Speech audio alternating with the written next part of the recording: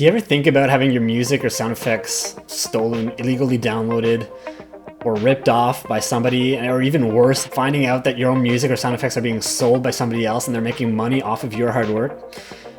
Hi everyone, my name's David from David Dumais Audio, and today I want to show you guys 3 ways that I've used to protect my music and my sound effects from being stolen online. So let's just jump right in. I'm going to move myself out of the way here so we can see what we have here. So I should say before we start that there will always be people who are going to be finding a way to kind of rip off your music or download it illegally. There's always going to be somebody who's going to be doing that, and there's nothing you can do about that if you're posting your stuff online.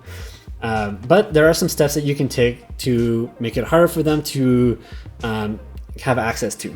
So for example, for me, I sell music on various websites and my sound effects on some websites as well, and so I need to be able to protect them so that because people want to have a preview of what they're going to buy before they buy it, so I have to be able to protect it before I do that. So this is the way I do it. So the first way I do it is by doing a voiceover. So you'll see here I just have my voice and saying my company name. So this is it right here, and I'll play it with the sound effect that I have here. David Dumais Music.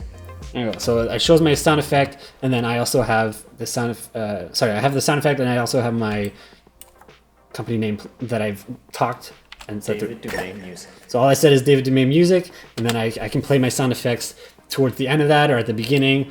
It works either way. I usually have it my sound effects start a bit and then have my voiceover come in. You can do it anyway. Right now the volume's not quite balanced, so what you would do is you would want to balance it. Actually, what I do is I have automation for this one. This is because I'll use this one quite often. I just put in my own automation so it ducks the volume of the audio whenever it comes in. Another way you could do this is to put in a plugin, something that'll duck the audio. So my favorite one that I'm going to use here is Track Spacer. So I just have to do a sidechain. Now I just can send in whatever track that has my audio on it. I just send it to that sidechain. Turn it on, and then we can hear it. Dumais Music.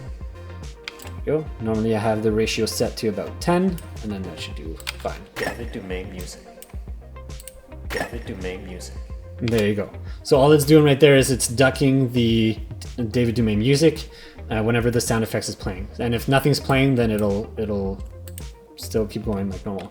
So that's the first way to do it, is to do a voiceover. So record something with your voice that nobody else can have access to, that nobody else can replicate, and then use that. Because one of the issues I should mention is that if you do, for example, my next one is going to be like an ambient sound here. If somebody else has access to the same ambient sound that you have, they can remove it from your track and then be left with just the sound effect or just the music that you're promoting or showing. You can do stuff like that with software like RX from Isotope. I'm pretty sure you can do that. I've never actually done it, but I'm pretty sure there's software that can do that. So it's always best that you have a recording that's unique to you, that only you have access to, that you've created. So that's why a voiceover is very good. Nobody else can replicate your voice but you. So that's probably one of the best ways to do it.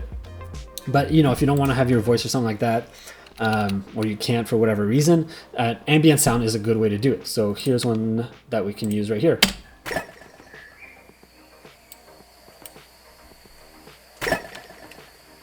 There you go, and then you can put in your sound effects on top of that. And again, same idea here. I would put in my track spacer, put in the sidechain, and then I would route the audio that has my sound effects on. I would route it to the sidechain for the track spacer, and then now every time it plays, it'll duck the ambient sound so that the sound effect can be more present.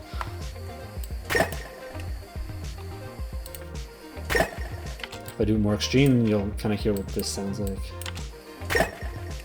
Then you can really hear the ambience being ducked. There you go. So that's one way to do it. And then the final way that I've used, the third way that I've used to protect my stuff, is by using music.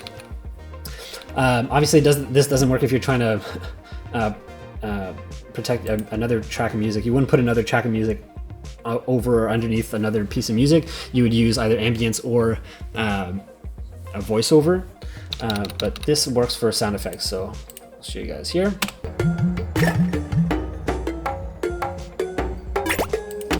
Something like that, and then you can protect your music that way. Same thing, same idea. You duck the music. Again, I would use track spacer, but you can use whatever.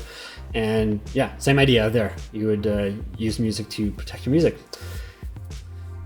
Yeah, I think that's it. So yeah, if you guys found that useful, please leave a like, and if you have not subscribed already, please do so. And also sign up for my newsletter, my email list, which is in the description. Sorry. And on there, I share all my business, career advice and tips for creating a business and career in sound design and working from home with sound design, which is what I do. So if you guys are interested in that, sign up there. I'm offering a $50 value sound effect pack to help you guys get started in sound design.